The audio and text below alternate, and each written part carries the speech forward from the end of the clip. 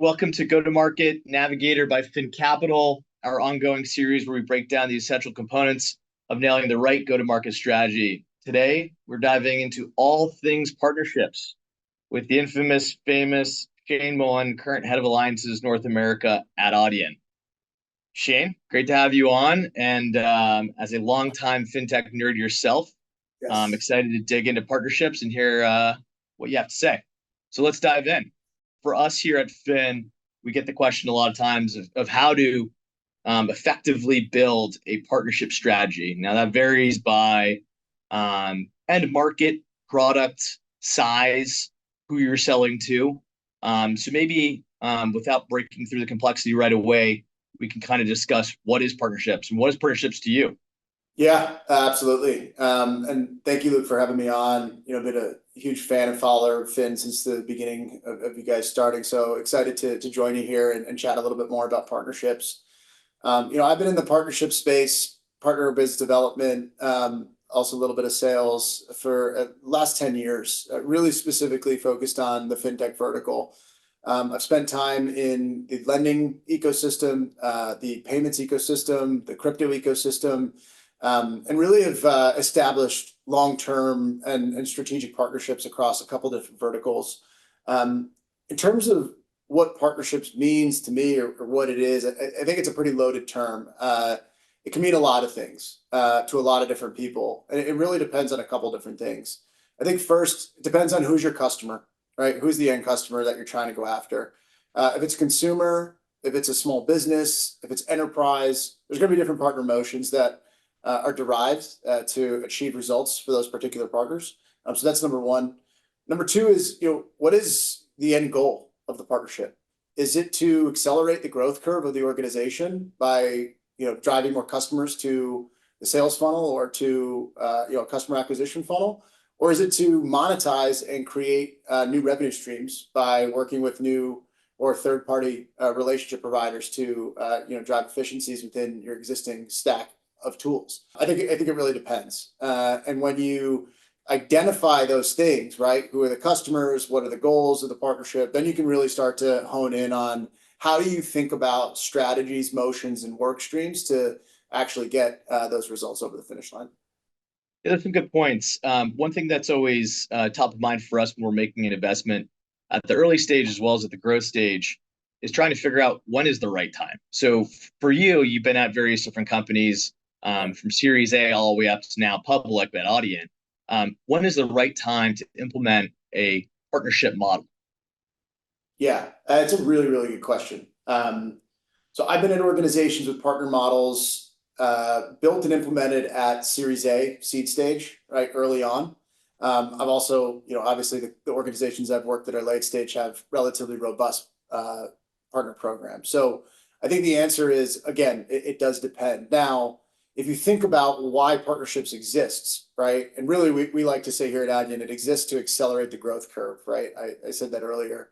A lot of organizations right now, hiring salespeople is expensive.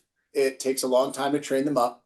It can require a lot of resources, a lot of capital, and may not be the direct or the first approach that some of these organizations take at early stage to start acquiring customers.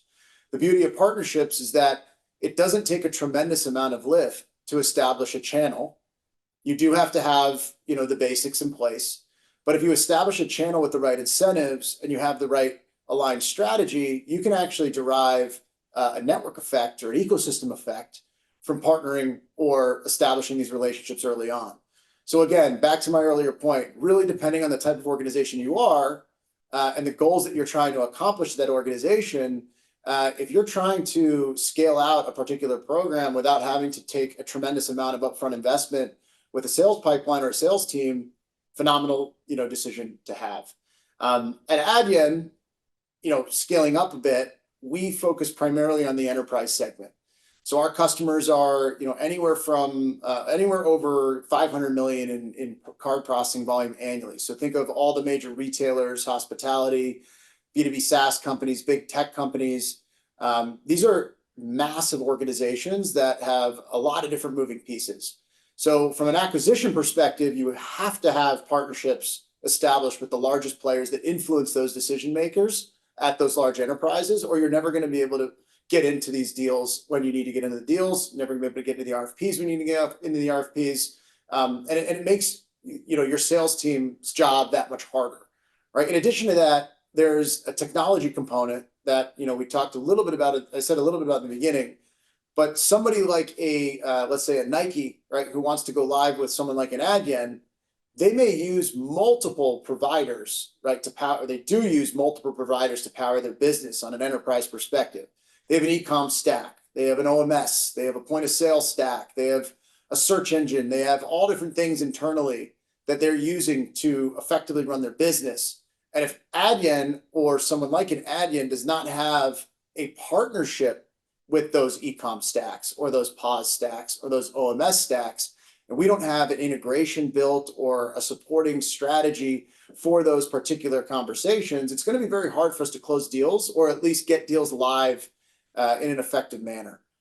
So across the board, look, from early beginning stages of developing your organization to ramping up to the size and scale of where we're at now, I think it's absolutely an important part of a go-to-market organization. Yeah, we generally agree. And I think you made a good point there on access and distribution.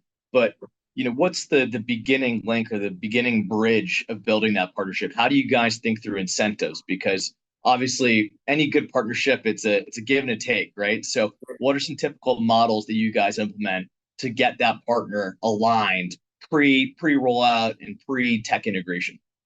Yeah, I mean, it's another really good question. It's definitely going to depend on the partner type and some of the goals of the organization. I can focus it maybe a little bit more on enterprise and some of the work that we do here at Adyen. Like you said, partnerships are two-way streets, right? It's bilateral value. Very, very, very few times have I established strong performing partnerships that we were the only ones receiving value and the partner was not receiving anything at all, right? That's very few and far between. So to your point about incentives, I think it's very important to understand what does the partner or what is the partner looking for out of this relationship. And it's really important to establish that in the beginning of the conversation, right? So having a very just open dialogue with your partner or with that particular partner prospect about what it is that they want or that they're looking to accomplish out of this relationship has always benefited us in every conversation we've ever had. So, what does that look like? Well, I've had partners who are looking for lead generation, like I would be. I have partners that are looking for revenue opportunities to drive, increase their revenue in their book. I have partners that are looking for referral incentives. And then I have partners, honestly, who are like completely agnostic to who they want to bring into a particular conversation. This is more in the consulting universe, but they want the best in class solution and they want somebody who can support them and be on a phone call or respond to their email immediately or within a day, so that they don't have to worry about any sort of delay or latency within the relationship. That's value, in my opinion, right? It might not be monetary value, but that's value. In my world, I manage the GSI and channels at Adyen. That's what we call alliances. GSIs, for those who may not know, are large global system integrators. Some examples of those are Accenture, KPMG, Deloitte, Cognizant, Wipro.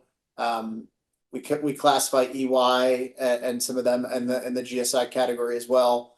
And those institutions and organizations, they care about service revenue, right? So what does that mean? That means how can they generate more billable hours or more service revenue on a strategy or technology consulting perspective by introducing your product to their customer, right? In Adyen's perspective, right, we have some pretty interesting solutions on payment transformation and point of sale implementations and some other areas that we're working very closely with.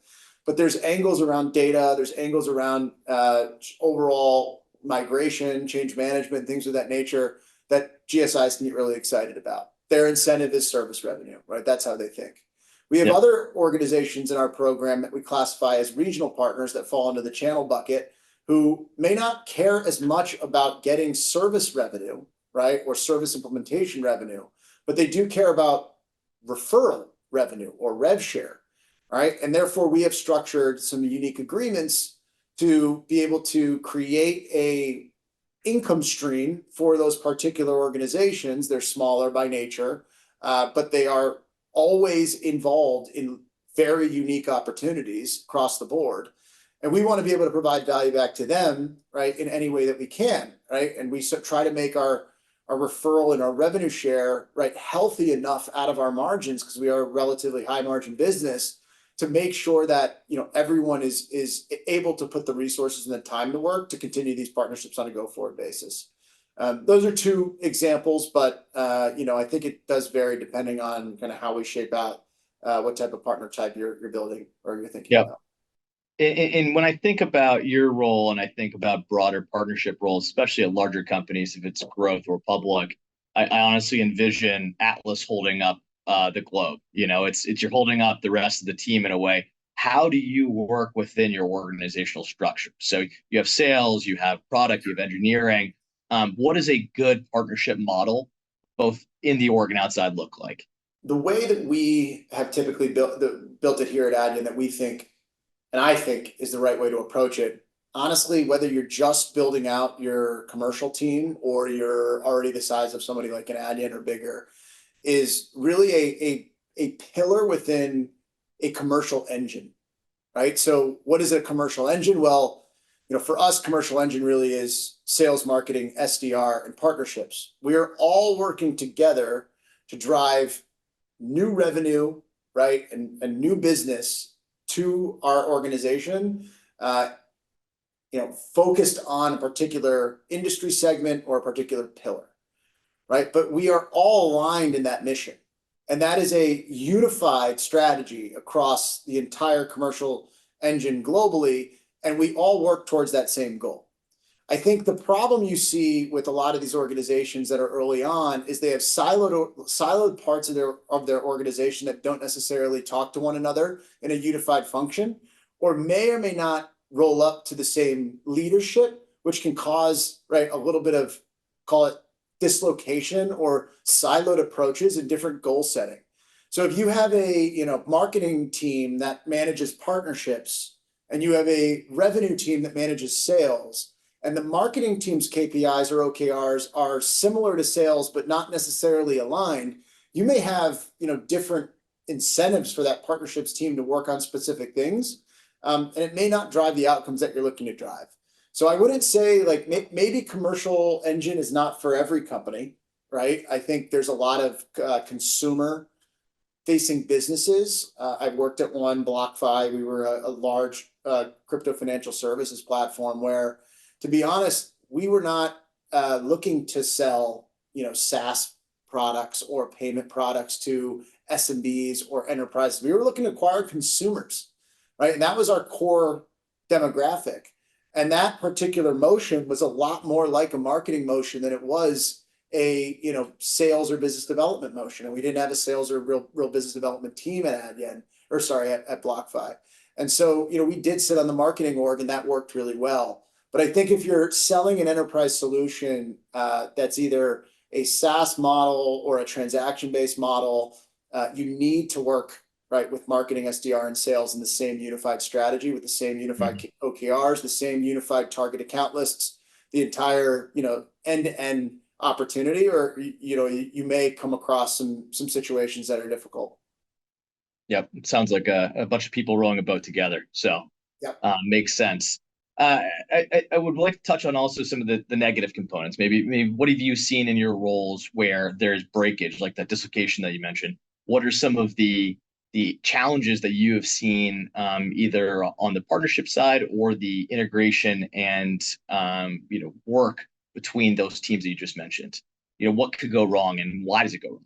I think number one, back to like the earlier point that I mentioned around just aligning expectations with your partner, that is critical. So if you don't do that, or at least don't have a joint business plan or some sort of like joint agreement, doesn't need to be binding or anything along those lines, but an agreement in nature where you both understand what you're trying to accomplish, you're going to struggle, right, along the way. And if you establish that early on, like, you absolutely should continue to establish that in a go forward basis as well. Like it's not a one-time thing. So I would say alignment of expectations or misalignment of expectations over a longer term period can actually lead to some issues. The other thing I would say, just generally speaking, is as you start to scale out these programs, there's a lot you can do. As I said earlier, partnerships is incredibly loaded topic. There is so many different avenues that you can take, so many different approaches that you can handle, depending on the size and style and type of your business. I think prioritization is extremely important, right? So double down on the things that work really well. If you have 5 partners that are doing not, 50% or 60% of your goal, keep working with them. Double down on them. Spend more time with them. Maybe get some more partners similar to them, but really understand why they're doing so well and then try to emulate that versus trying to test a lot of things and spending your resources quite thin and not necessarily having successes as you would. I think the biggest problems I've had with in my career with partner creation is not doubling down on the winners and the ones that are doing really well for me fast enough and prioritizing in that regard. And then what that also alludes to as well in a prioritization perspective is, being okay with deprioritizing things that feel like you should be spending time on them, right? Mm-hmm. Really, like partnerships is a relationship game, and it's absolutely, people is the number, like people pleasing and just being a good people person and being a good relationship person is the number one thing to care about. But data is number 2. And if the data is not telling you the answers that you want to see, and you're doing everything that you can, to build out that program, then you have to be okay with deprioritizing it. And that's difficult. It's challenging for partner leaders and partner managers. Yeah, without a doubt. And I know we were touching on this before we hopped on to film this little session, but the fintech landscape has started to change. I think you and I discussed that we went from a phase of unbundling that everybody had their own point solution to now somewhat of a rebundling. Now, how's that affected partnership roles and partnership strategies within the fintech ecosystem? Yeah, it's a really good question. I think, as I evolved in the fintech ecosystem from, I really started my career at Bloomberg, but my real first foray was at Orchard Platform. I worked for Matt Burton's company, who we really were, I would say, one of the first kind of involved in the marketplace lending space. I don't think partnerships was really defined quite well in our organization, or we didn't really understand some of the goals that we wanted to accomplish because we didn't even really understand what we were meant to solve for quite yet, right? Because everything was so new. So I think as the space has evolved, there have been a lot of organizations in the fintech space hiring folks who have done the partner motions at, call it more legacy or larger ecosystems, right? Think like cloud or healthcare or retail. Like these organizations, Salesforce, Adobe, Microsoft, these are some of the smartest partner people on the planet.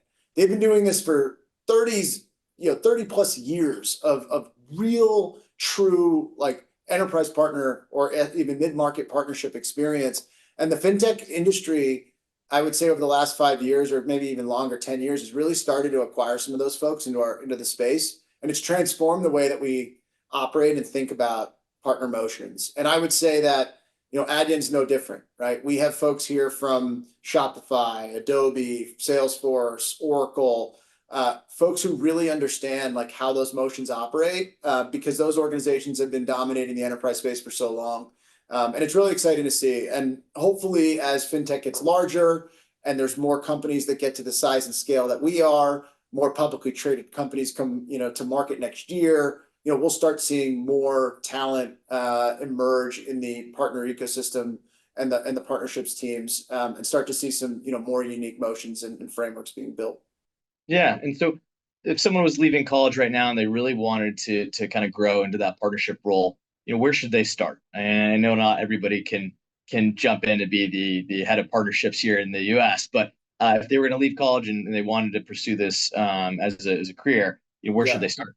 Yeah, I think there's kind of two paths, right? One is at the core of what I do, right? Relationship management, people management, data. That all sits on top of being a seller. You can't be good at partnerships either without having some sales knowledge, or at least understanding how to sell. You are an extension of the sales team. You're not necessarily responsible for, a sales quota per se, but you need to understand how to pitch, how to sell, how to build those skill sets. So I would say number one, the angle would be enter a sales organization at a fintech or larger company. You can do that, as an SDR, account executive. That would be a really good place to start to get like the foundations built of what you want to of what some of the things you would want for or to be successful in partnerships. The other route is if you can find a partner manager role.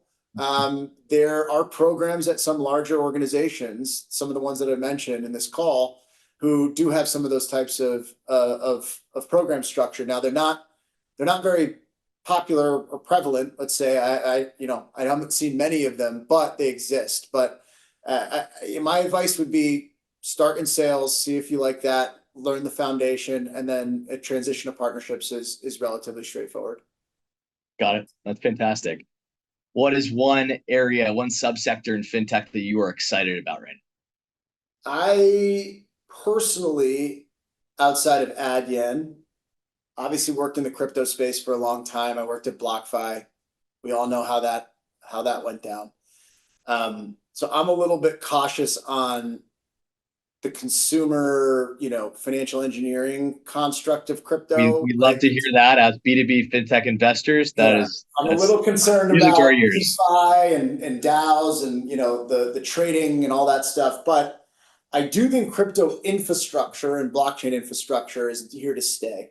I don't think we've seen a really good application of it to disintermediate the existing ways that systems and databases have been built in some of these larger enterprise organizations. But I do think there is hope and there is potential for that. In a world where every organization is looking to reduce cost right now, to streamline operations, to reduce FTEs, to increase speed, increase data capacity. Like blockchain's a place that has all of those things for the most part solved for. So I'm excited to see that. And then I think just generally from an Adyen perspective, look, I mean, we went the route of acquiring a banking license in EMEA about 5 years ago. We now have a U.S. branch license in the U.S. and we have a UK branch license as well. What that means is that we are a bank. We operate as a bank, but we are a technology company at our core. So we're able to do things that are quite unique on the banking side of the house, as well as the financial product side of the house in the form of capital, cards, bank accounts, and other types of products that'll be coming.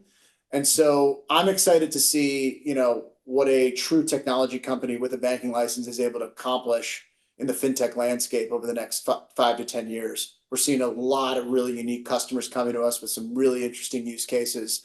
And I think you guys will be quite excited to learn more about some of the things that we'll be developing in the next 12 to 18 months. Without a doubt. And we've all been watching Adyen's rise to the top, and it's been super exciting from, your European gateway to now an all-encompassing PSP bank and everything else. So it's an exciting journey, and we hope that we can find some companies here within the portfolio as well in our network to send your way to partner with. So very excited about that. Well, I know we're up on time, but really appreciate it, Shayne. And I know that all of our portfolio companies and our broader network is definitely going to definitely dive in here and will be helpful for them to build out their partnerships programs as well as, implement new strategies in existing partnership models. So appreciate the time and hope to catch up soon again. All right. Thanks, Luke.